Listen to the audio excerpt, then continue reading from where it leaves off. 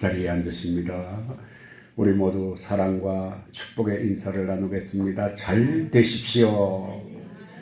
더 잘 되십시오. 끝까지 잘 되십시오. 복음의 역사는 잘 되는 역사입니다. 사랑하는 자여, 내 영혼이 잘 된 것 같이 내가 범사에 잘 되기를 원하노라 했어요.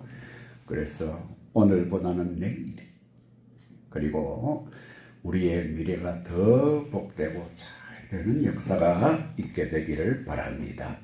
오늘 본문 마태복음 5장 10절 말씀 우리 다시 한번 다 같이 봉독할게요. 의를 위하여 박해를 받은 자는 복이 있나니 천국이 그들의 것이니라. 팔복 말씀을 강해를 하는데 오늘 제 8번째 복, 마지막 복입니다. 예수님께서 이것이 복이라고 말씀하신 그 8가지를 하나하나 되짚어 보겠습니다.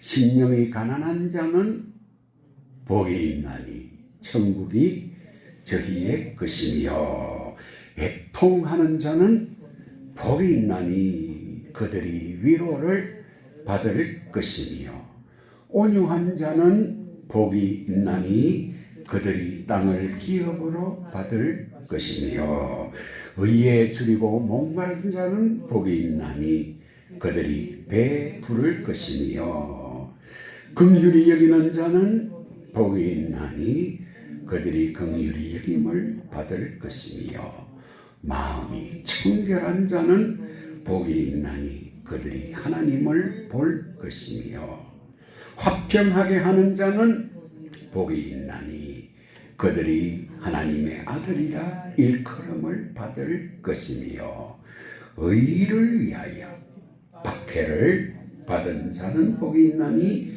천국이 그들의 것입니다. 팔복 잘 정리하시기를 바랍니다. 오늘 박해라는 게 무엇인가? 사전을 찾아보면 그 상대방에 대해서 린치를 가하는 거예요. 무시한다든지, 요즘 하는 말로 왕따를 시킨다든지, 정신적인 혹은 육체적인 물리적인 폭력을 가한다든지. 그런데 기독교의 역사를 살펴보니까 복음이 전해지는 곳마다 박해가 있었습니다. 그 박해는 그냥 무시하거나 린치를 가하는 게 아니고 막 사람을 죽이는데요, 태워 죽이고 어머나 세상에 짐승의 물을 뜯겨 죽게 하고. 우리나라도 대원군이 세국 정치를 할 때 복음이 들어왔지 않습니까? 그때에 서양 귀신을 섬기는 종교라 해가지고 참 많은 사람들이 참수를 당했습니다. 그래서 지금도 저기 양화진이라고 서울에 가면 절두산이 있는데 말 그대로 뭘 치는 산이라고요? 머리를 못 치는. 그래서 믿을래 안 믿을래?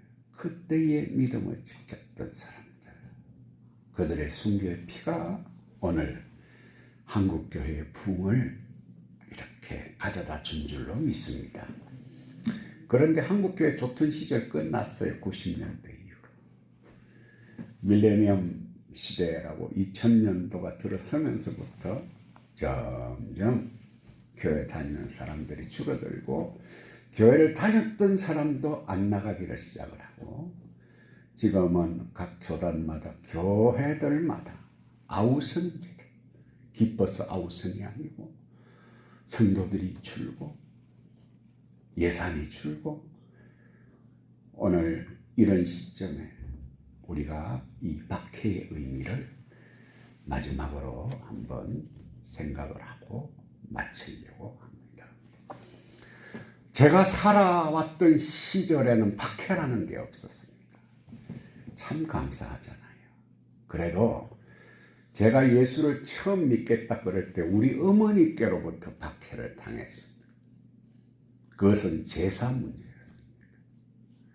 먼저 가신 아버지 제사를 지내야 되는데 아들이라고 하나밖에 없는 이놈이 제사도 안 지낸다 그러면서 우리 어머니가 그 옛날에 담배를 절개 피우셨는데 유리재떨이가 있었어요.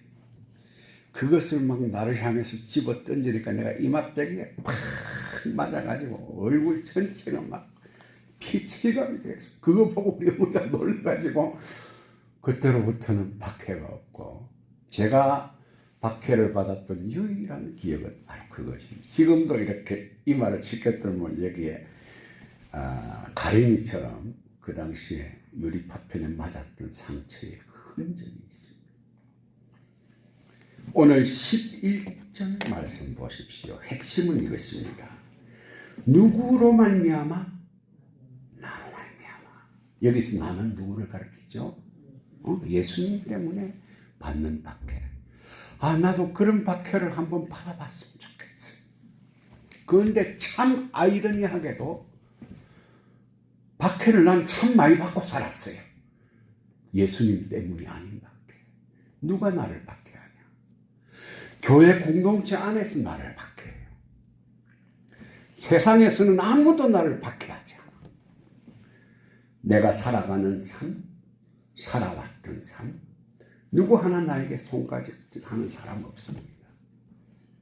진실하게 살고자 노력하고 자녀들 잘 성장해서 사회에 그래도 지도자적인 역할을 하고 누가 나에게 손질합니까? 세상 사람들은 나를 우러러 봐요. 아이고 참 복도 많다 행기야. 네 어찌 그래 자녀들을 근데 누가 나를 무시하고 멸시하고 누가 나에게 린치를 가하고 누가 나를 힘들게 하냐? 교회 공동체 내에서 말씀의 가르침을 받는 일명 성도들이 나를 무시하고 멸시하고 참 아이러니합니다. 그래서 내가 생각을 해봤어요. 주여, 내가 주의 이름을 위해서 박해는 내가 우리 어머니 재떨이 맞은 기억밖에 없지만 그래도 이렇게라도 박해를 경험하게 하십니까?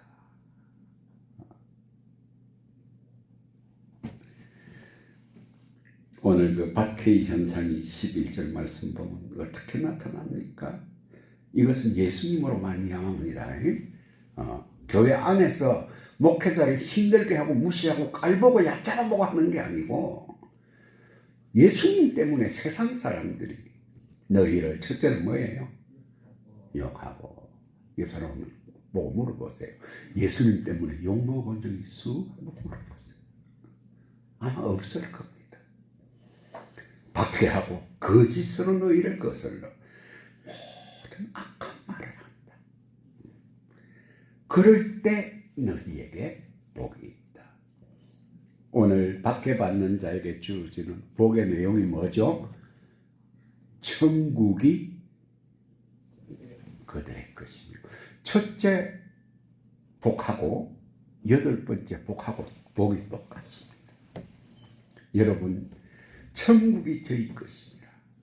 천국을 맛보는 복이 여러분 이 세상에서 제일 큰 복인 줄로 깨닫게 되시기를 바랍니다. 오호호 내 마음속에 천국이 임했어. 그런 자들이 어떻게 남을 멸시할 수가 있겠습니까? 어떻게 상대방을 깔보고 얕잡아보고 정신적인 린치를 가할 수 있겠냐 이 말이에요. 오늘 나로 말미암아 예수를 위한 박해입니다. 자, 또 한 가지 생각해 볼까? 믿는다고 하면서 잘 못 살아. 거짓말이나 하고 말이죠. 세상적인 방법으로 사업을 하면서 거짓말이나 하고 말이죠. 정당한 방법으로 자기의 사업체를 운영하지 않고 공무원 찾아다니면서 뇌물이나 주고 말이죠. 그 사람을 향한 비난, 손가락질, 그거 여러분 어떻게 판단하십니까? 그런데 그런 사람들 기도하는 거 보면 주여 핍박받았사오니 그게 주님을 위한 핍박입니까? 지가 잘못해서 욕먹는 겁니까? 옆 사람하고 인사합시다. 착각하지 맙시다. 그러면서 위안을 삼아 자기가 핍박을 받았다고. 난 그런 인생들을 보면 구역질이 날라 그래. 우리 믿는 사람들의 삶의 최고의 병기는 진실되고 정직하게 사는 것입니다. 진실하고 정직하게 살겠습니까? 당장 내 눈앞에 손해가 불보듯이 뻔해도 그 진실된 길, 정직한 길 우리가 걸어가면 하나님께서 그를 인도해 주시고 보호해 주시고 축복해 주시는 줄로 깨닫게 되시기를 바랍니다. 자, 그렇다면 만약에 내가 주의 이름을 위해서 박해를 받는다면 우리 주님께서는 뭐라고 말씀하시냐? 12절 보세요. 다 같이요. 기뻐하고 즐거워하라. 하늘에서 너희의 상이 큼이라. 너희 전에 있던 선지자들도 이같이 박해하였느니라. 두 가지 이유죠. 왜? 박해를 당할 때 심지어 목숨까지 잃게 될 처지에 있을 때 기뻐하고 즐거워해야 합니다. 첫째는 하늘에서 너희 상이 뭐예요? 큼이라고 그랬어요. 주를 위해서 죽임을 당하는 자가 천국에서 가장 큰 상을 받습니다. 그래서 우리는 예수 믿는 일 때문에 죽을 일은 없지만 어떤 자세로 신앙생활을 해야 되느냐? 목숨 걸고. 시작. 옆 사람과 인사하세요. 목숨 걸고 신앙생활 하십시다.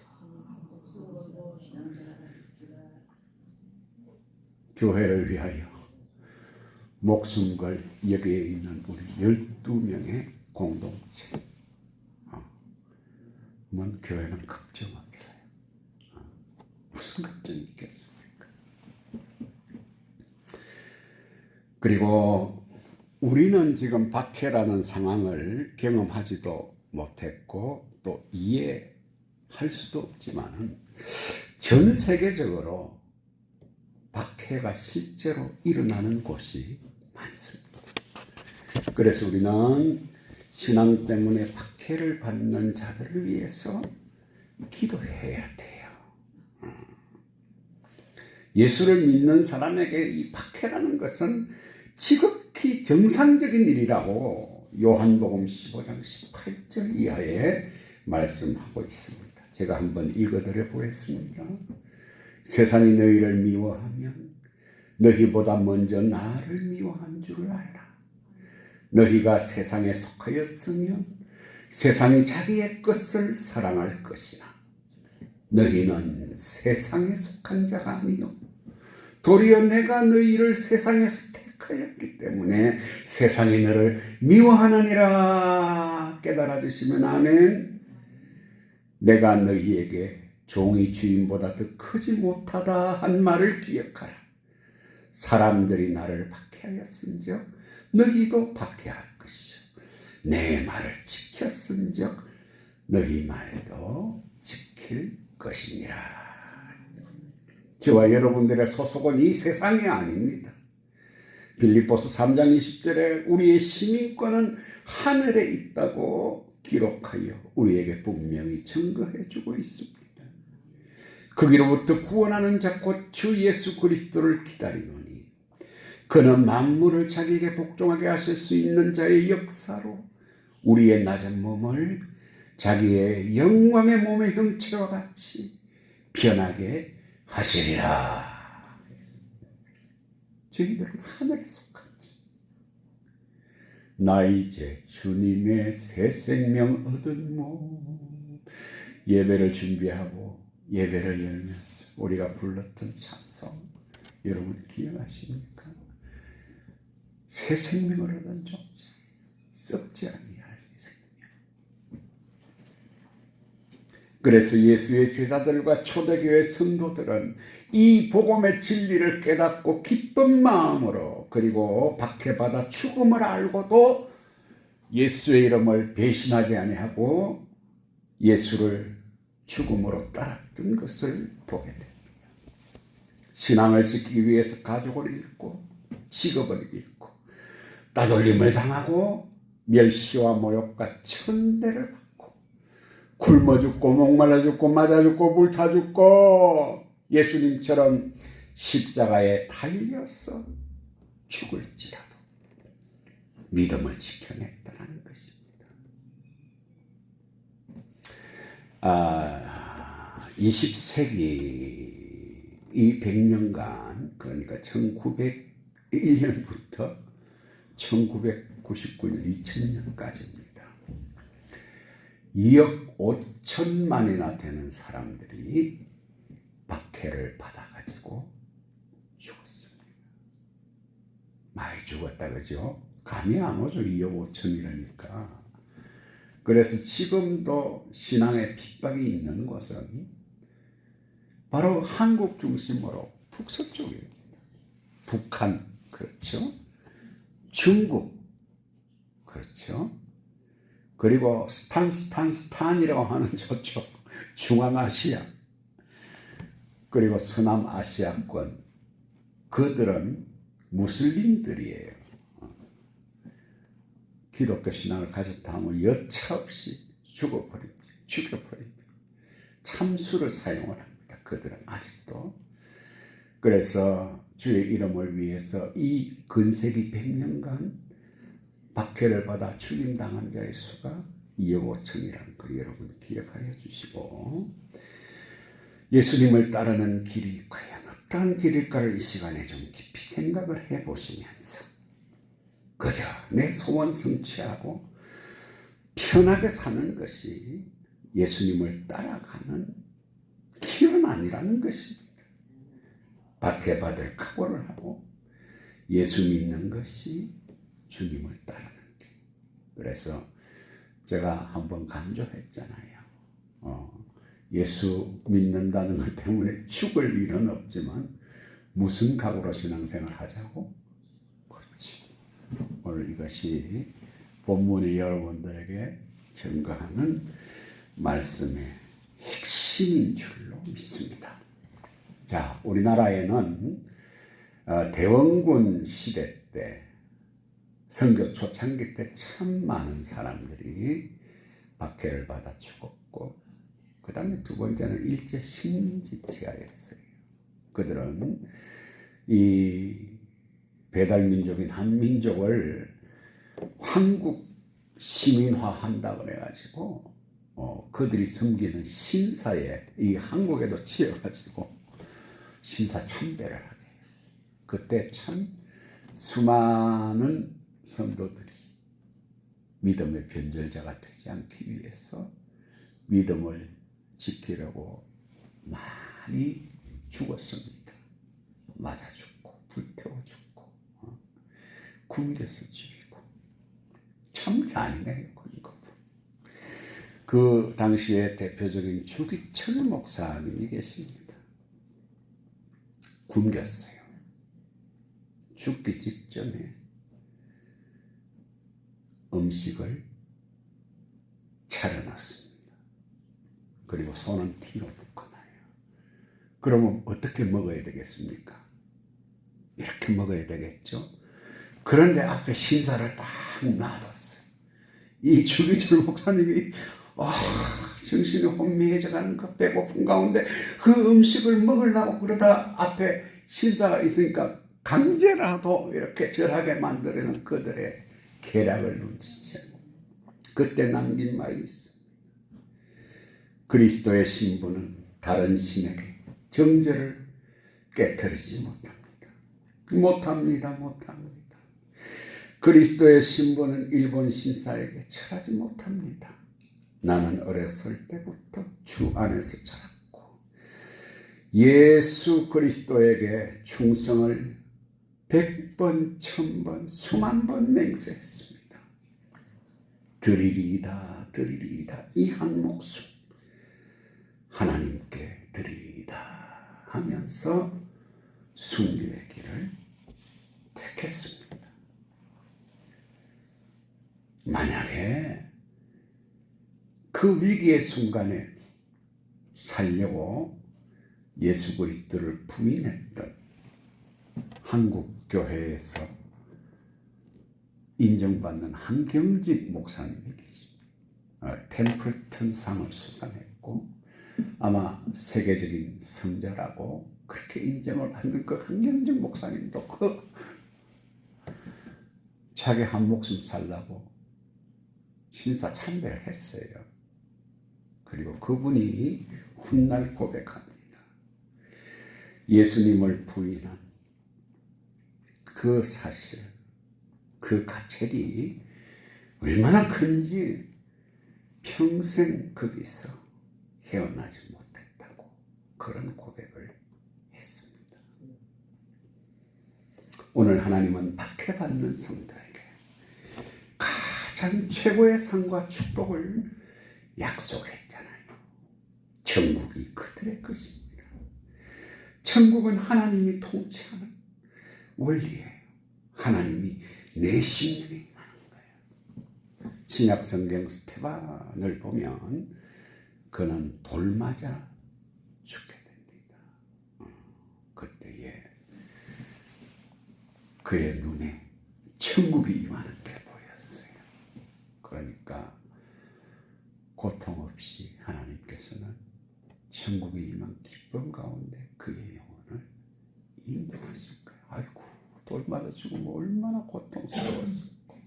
아닙니다. 그 죽음의 순간에 하나님께서는 그 영혼을 거두시고 희락이 넘치는 영원한 하늘나라로 옮긴 겁니다. 그래서 선교학자들은 순교에 대해서 정의하기를 나같이요. 죽음의 순간까지 하나님의 임재를 즐기는 사람들이다. 박해가 있는 현장에 가면 항상 겸손해져요. 하나님께서 그 박해의 현장을 방문하는 자에게 한없이 낮아지게 만드십니다.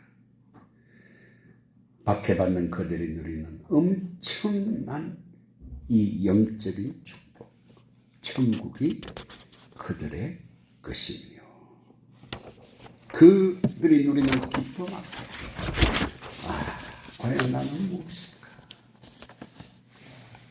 마지막으로 로마서 8장 17절 말씀을 여러분들에게 소개해드리고 마치겠습니다. 예수와 함께 영광을 받기 위하여 해보세요. 시작. 예수와 함께 영광을 받기 위하여 고난도 함께 받아야 할 것이니라. 아멘입니까? 그래서 성숙한 신앙의 사람은 주님을 위해서 내 몸 좀 힘들고 내 돈 아깝지만 그것을 고난으로 간주하면서 주님께 드립니다. 내 가치 있는 복된 시간, 내가 쌓아왔던 것 중에 일부 물질로 드리고 손해볼 것 같으면서도 주님을 위해서 고난의 길을 택한다고 하는 거예요. 자, 우리는 박해 없는 세상에 살고 있지만 오늘의 말씀을 기억하십시다. 그리고 죽을 각오로, 고난받을 각오로 주님의 복음과 말씀 수호를 위해서, 그리고 주님의 몸된 교회를 위해서 충성하는데 어떻게 하기까지 충성하라고 주님 권고했어요? 그렇죠. 그런 종들이 다 되시기를 주님의 이름으로 축원합니다.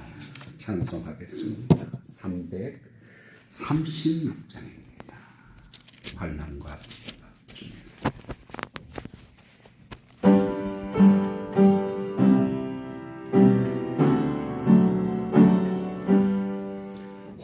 환난과 핍박 중에도 성도는 신앙 지켰네.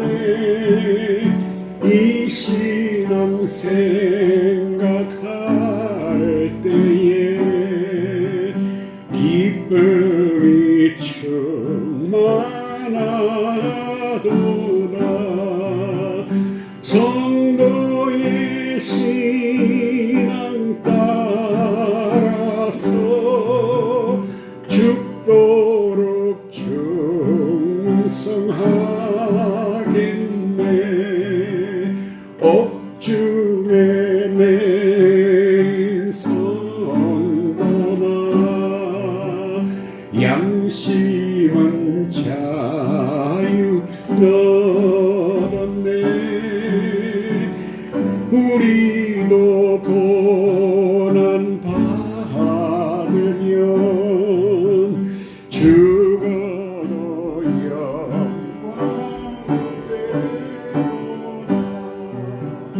성도의 신앙 따라서 죽도록 충성하겠네.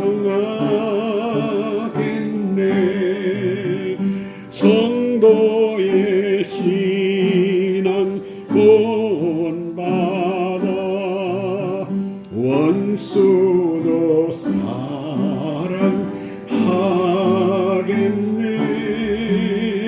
인자한 어느 행실로 이 신앙 전파하리라.